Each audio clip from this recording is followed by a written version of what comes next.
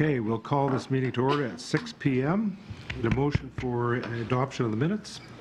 Resolved that the minutes of the regular meeting of council held at City Hall on Monday, January 25th, 2016 be adopted as circulated.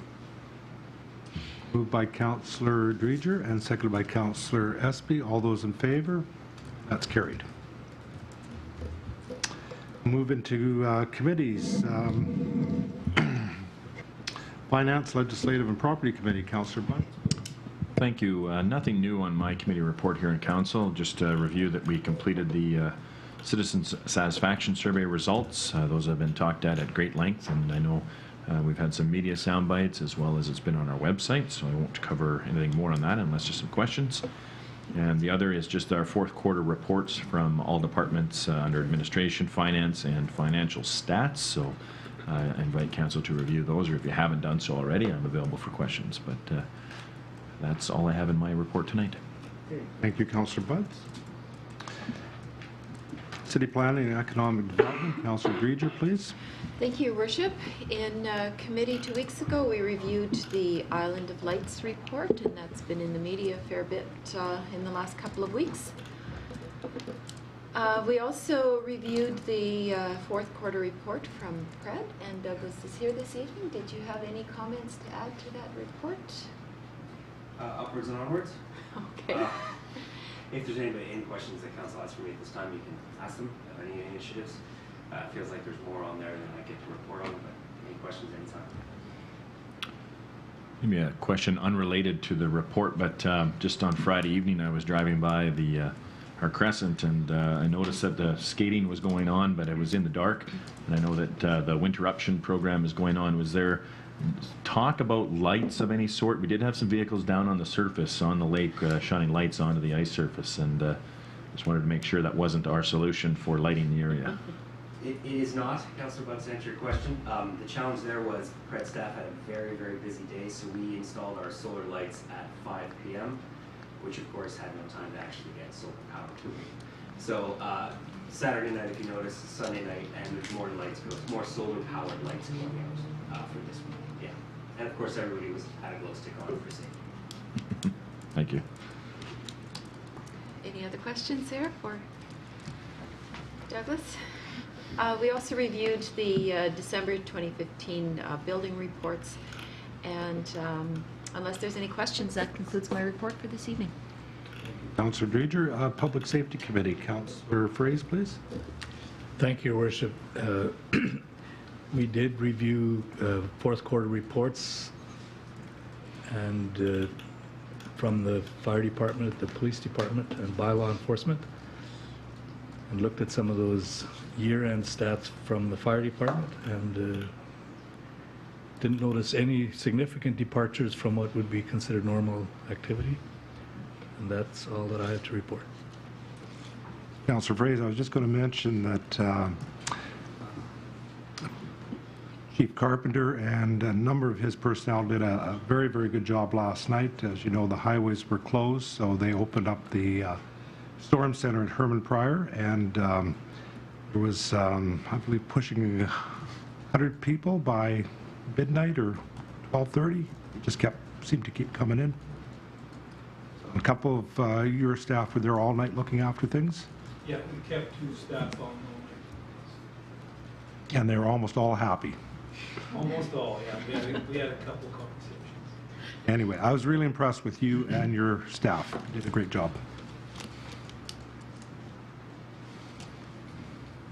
Waterworks Committee, that will be Councillor. That will be me this evening. Councillor Dreger. Yes, and again, the committee reviewed the reports, the fourth quarter reports from 2015, and that's all I have to report. Any questions on Waterworks for Councillor Dreger? No? Thank you. Okay, Transportation Committee. Councillor Draycott, please. Thank you, Your Worship. Last meeting we did have our fourth quarter reports for the engineering and the transportation departments, and that was all that transportation had. Thank you. Councillor Espy, Community Services Committee, please. Thank you, Your Worship. As we brought up in committee last time, we talked about the PRA Board of Directors would like to increase the term for the citizen representatives. Right now, it's a one-year term, and they can be elected for or appointed for a maximum of 3 terms, and they're looking for that to be increased to 4 years. So, it is the recommendation of this committee, and I so move that the Council of the City of Portage La Prairie approve the request of the PRA Board of Directors to amend their bylaw to increase the length of term of their citizen representatives to a maximum of 4 years, contingent on approval being received by the RM of Portage La Prairie. Moved by Councillor Espy and seconded by Councillor Draycott. Any questions or comments on the motion? All those in favor of the motion? And that's carried. Second item is the fourth quarter reports, and those were presented, and committee has reviewed those reports. And thank you, Councillor Espy. We have no deferred business. We do have some items under new business. First item is bylaw 16-8642. That's rezoning 101, 107, and 115 Tupper Street North. This is for first reading. Councillor Dreger. Thank you, Your Worship. Yeah, this is to commence the process for the rezoning of this property. CHB Developments wishes to rezone the property to R3, which is residential multifamily. And as you can see by the sketch there, this property currently consists of 3 parcels of land, and the applicant wants to consolidate them all and then access the property from Lorne Avenue. The application will be circulated to the province for review and comment after we give it first reading. And as per first reading of bylaw number 16-8642 will commence the process as defined in the Planning Act in considering the application. It's the recommendation that the Council of the City of Portage La Prairie give bylaw number 16-8642 first reading and provide public notices as defined in section 168 of the Planning Act, and I so move. Moved by Councillor Dreger and seconded by Councillor Fraze.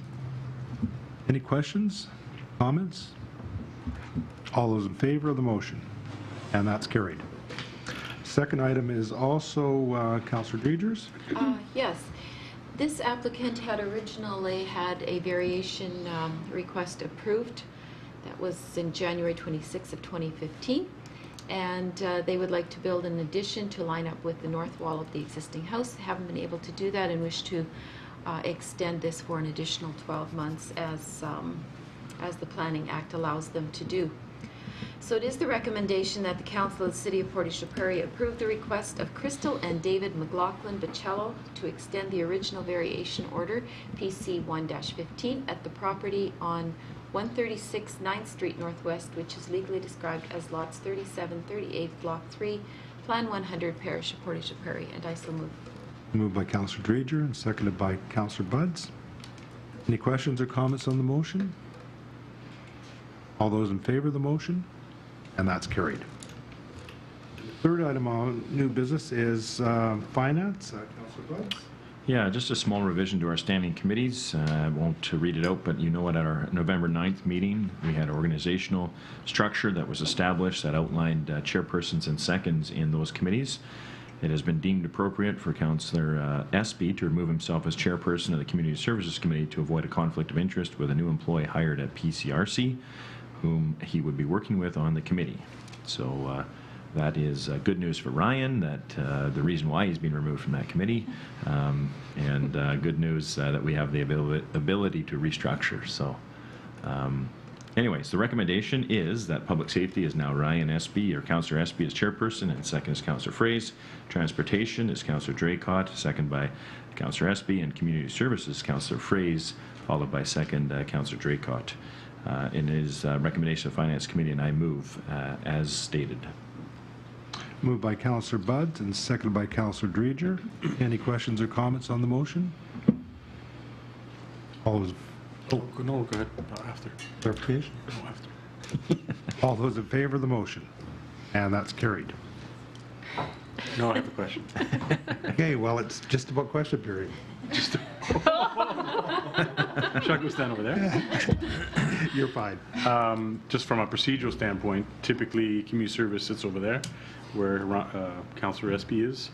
Public safety is over here. The reason for that is the order on which we set up the agendas. The question is, do you want to move? Do you want to move? If not, we'll just change the agenda order. I just need to know that, that's all. It's really not important, but I had to sit Diane next to would that really for like 4 if I... years. Pardon me? I had to sit next to that post for 4 years, and I'd kind of like to stay. I'll let you guys fight it out. You tell us what you want. The post doesn't bother me, I'm fine. So I take it we'll just change the order of the agenda. Perfect, thank you. So- Okay, thank you for that clarification. We have no old business, but we do have question periods, so anybody in our gallery is free to get up and ask a question pertaining to tonight's agenda. And I'm going to take that as a no questions. So we will adjourn at 6:10 p.m. and we're going to move right into committee. And I'd just like to comment that committee is open to the public and it's open to the press, and everybody's welcome to stay right where you are. So, Thank you, Your Worship. you're welcome.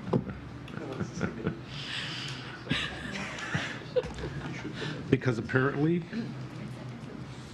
it's confused.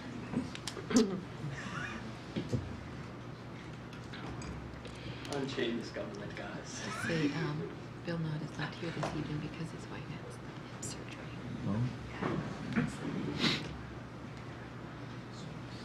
We might want to send a later basket or something.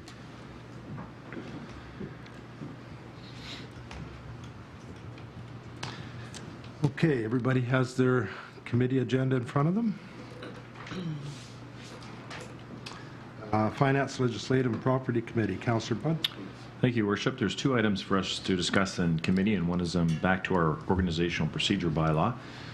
This item has come up in the past infrequently, as everybody knows, and you had just mentioned, Your Worship. Question period is something that we adopted last year, and now we have been asked by specifically 1 to 2 people in our community about expanding the role of question period to include topics that are not on our agenda and having an open question period. And I think that's what I'm presenting for council to decide on, whether or not we want to expand that and then bring it to council at our next meeting. So again, council has been asked to change the format from question period specifically to open at topics that are not on the current agenda. And right now, people can ask questions, but it must pertain to items that are on our council agenda, not our committee agenda. Just for information, in the 16 council meetings held since question period was implemented, 26 questions were asked at 6 separate meetings. Some questions referred to topics that were not on the night's agenda, and some comments were as opposed to questions. So it was not in the form of a question, it was more just comments. Now, what's not in here is the number of citizens that represent these questions. And if we had that stat, you'd find that very few citizens have actually exercised the right to access council through question period, and quite a large number of citizens access council through email, through personal visits, through workplace stops. We're at shopping centers in our city. And that obviously we can't quantify, but it's up for our discussion. From my chair, I would view us to not change our bylaw. I think it does encompass what we intended it to do, and I don't think that we are getting requests en masse to access questions or ask us questions that are not specific to our agenda. I think we're a very accessible council, and again, I don't support the change, but that is open for discussion. In fact, I would like some dialogue on this, whether or not it's even worth bringing it to the next council meeting, or if it does not get past committee meeting. Councillor Dreger. I would echo some of Councillor Budd's comments. I would, again, it's been basically 1 or 2 people that have come to council to speak to us, and I would further like to point out that if we did go to this new format, then if there's 1 person here, then we give them the opportunity to ask a maximum of possibly 2 questions, not to take up the whole 15 minutes asking questions simply because there is nobody else here, because that could technically happen. And has.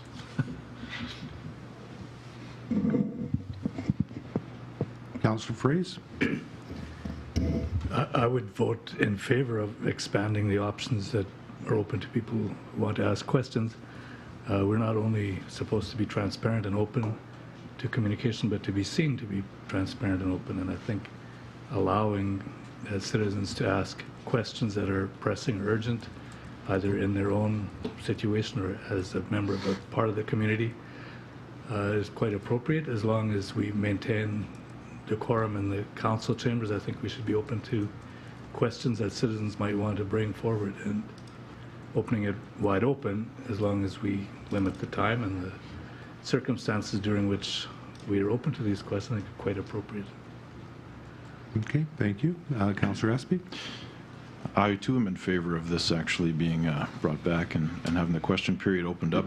I understand the comments, and I understand the point of the limited amount that the question period's been utilized, but there has been times when it has been more utilized. That's when we've had our meetings outside of council chambers, and there was a lot of people that wanted to ask a lot of questions that weren't necessarily pertaining to anything on the night's agenda. Even though this is something that they can't do right now, it's still up to council to allow that to happen. There can be a motion, even though the bylaw hasn't changed, which we saw at the last meeting. And if it does get opened up, the chair is still in control of that meeting and can adjust time periods and the volume of questions as the chair sees fit. So if it does come up at council, which I'm hoping it will be, I'll vote in favor of amending the bylaw. Other comments? Sure. I'll weigh in. I'm not opposed to changes to the question period as long as there's parameters set out. I agree that it could take a lot of time and go very much off course, and a lot of the information that some of our citizens are looking for is stuff that we need to look into a little bit further in order to get them the clarification that they are in need of. So I wouldn't be opposed to people being able to come to council and ask us questions. I feel that sometimes our citizens think that this is closed, and it's not. So perhaps opening it up a little bit more might encourage people to come and listen to what we have to say and to ask us questions here. Though, of course, I think that we are very open. I'm approached quite often through email, phone, and on the street, and I'm sure other councillors are too. So I think we do a good job of being open and transparent, but opening up the question period with parameters would not be something I'm opposed to. Just a couple of questions. So we've had more than one person request this? You said two? That would be coming from feedback that council has received. I mean, I only know of one that has been specifically asked. Yeah, that one person Okay. has asked 3 or 4 times, Okay. but I am only aware of one person asking. Because I'm only aware of one. Yeah. Okay. Was there two? Or No, it was only one person formally asking, but there have been times when people have tried to ask questions and been told no because it wasn't something that was on the agenda. okay. So the other question I have, and this is, I guess, around amending this. So would the time frame remain the same, 15 minutes? Is that what's being recommended if this is changed? I think what we're not seeing is a policy change. What administration is asking of council is to say, do you want to allow this? And if you do, we will come back with a policy recommendation.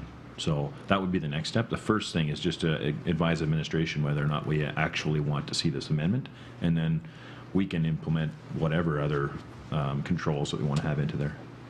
So we could amend the time. The scenario that Councillor Espy had mentioned, where there's usually higher attendance when we're off-site at Gillespie or PCU Center. If you have a large crowd, 15 minutes may not do it, so that's something to consider.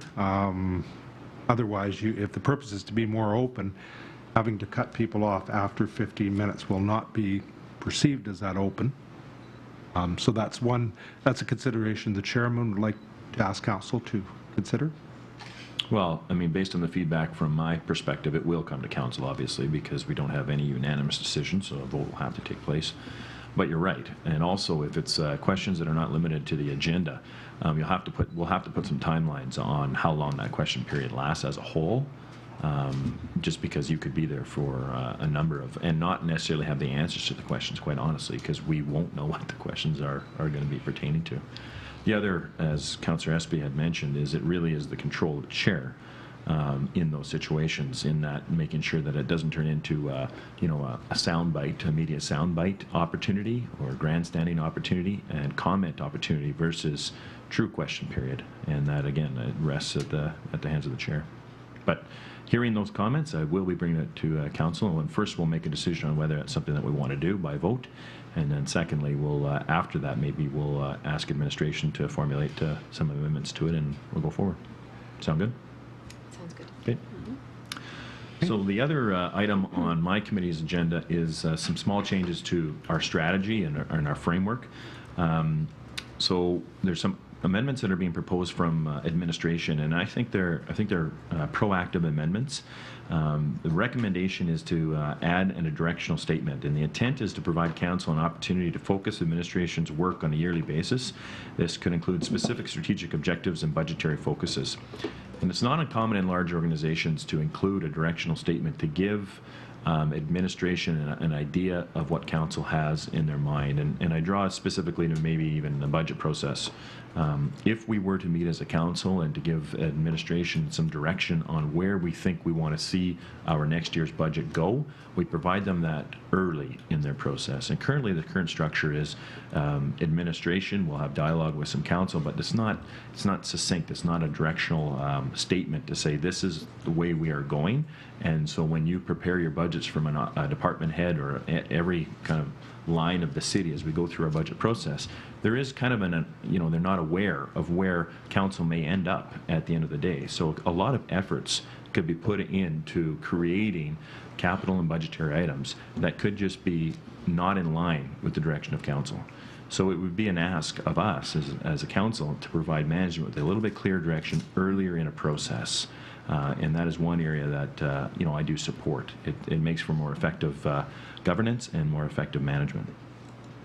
So there's a number of policy definitions were updated through this document.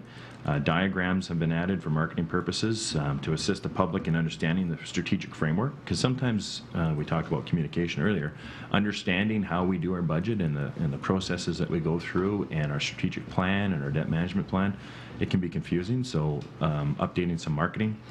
And obviously, we would still be receiving quarterly reports in April, July, January, and October. And these would include not only the CAO's administrative targets or initiatives, but it would drive it down to departmental and financial stats updates. So just bringing a little tighter picture around the whole process. So those are the type of amendments that I'll be bringing forward to the planning process and our budget process.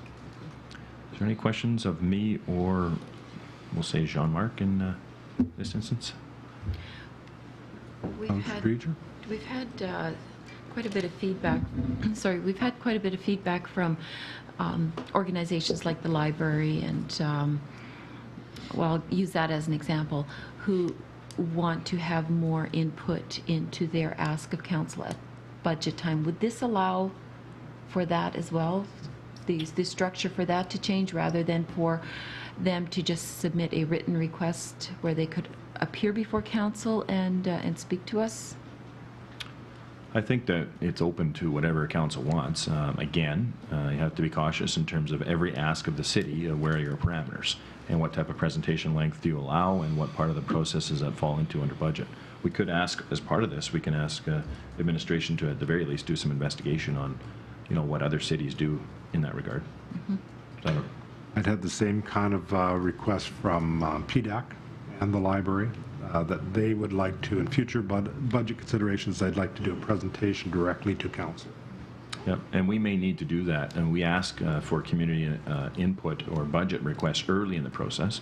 And if that was to be included, it would have to be much earlier in the process than we normally meet in November. So we can ask administration to investigate that as well. Could you include that in the? Yes, in fact, if you look at the policy that we've amended, at the bottom there's a diagram, And public consultation for the next year's operating budget is highlighted between June and August.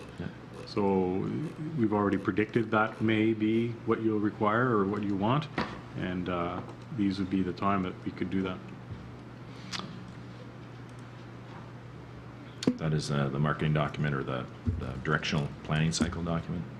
It's later on in the report. So that, if there's no other questions on the two items, those are the two that I'll be bringing forward to council. Okay, thank you, Councillor Buds. City Plan and Economic Development, Councillor Dreger, please.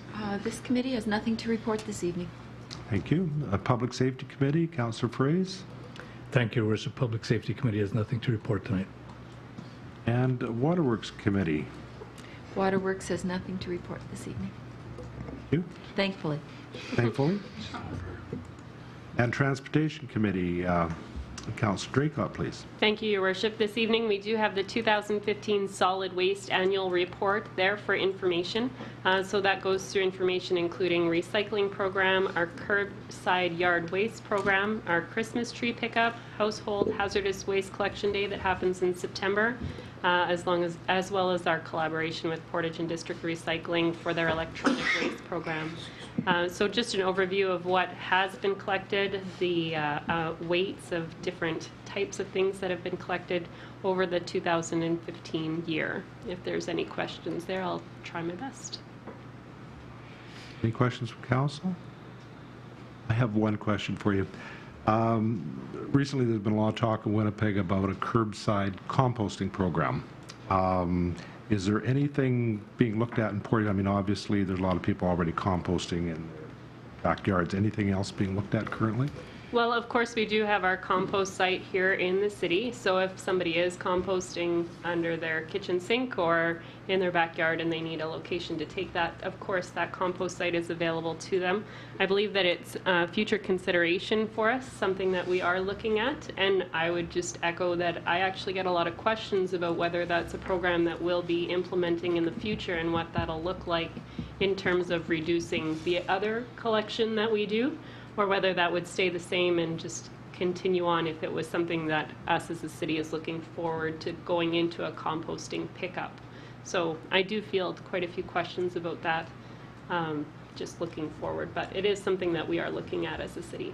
Okay, good. Thank you. Just a comment on that. I was speaking with the general manager of Portage District and Recycling about that very topic, and his indication to me was that in other areas where they are providing services on contract renewal, organic waste collection is becoming a part of the contract renegotiations.